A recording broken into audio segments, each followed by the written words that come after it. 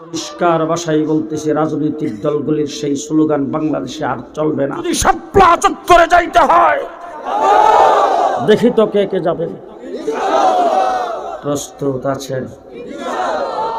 দেশটা হবে ইসলামের বাংলাদেশ, সকল ক্ষমতার উৎস। আরো আসতে, সকল ক্ষমতার উৎস। পরিষ্কার ভাষায় বলতেছি, রাজনৈতিক দলগুলির সেই স্লোগান বাংলাদেশে আর চলবে না। সকল ক্ষমতার উৎস জনগণ, সকল ক্ষমতার উৎস আল্লাহ। আরো জোরে বলেন কে? সকল ক্ষমতার উৎস আল্লাহ।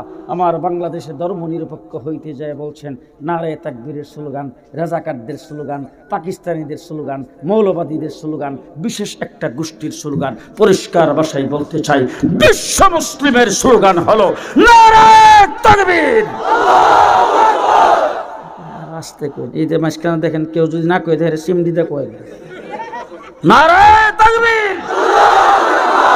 মুসলমানদের স্লোগান, আজকের থেকে সেই স্লোগান চলবে, চলবে।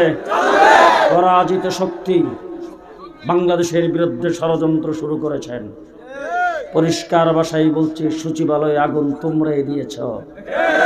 আমার চট্টগ্রামে একজন আইনজীবীকে জবাই করে তোমরাই হত্যা করেছ।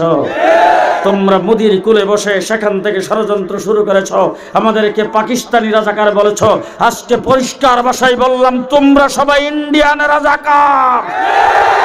পাকিস্তানি রাজাকার যাদেরকে বলছো, তাদের দ্বারা বাংলাদেশ কিন্তু আতঙ্কিত নয়, বাংলাদেশ শঙ্কিত নয়, বাংলাদেশ কিন্তু তাদের দ্বারা বাংলাদেশে কিন্তু ক্ষতিকর নয়। তোমরা যারা ইন্ডিয়ান রাজাকার, তোমাদের দ্বারা পদে পদে বাংলাদেশের ক্ষতি।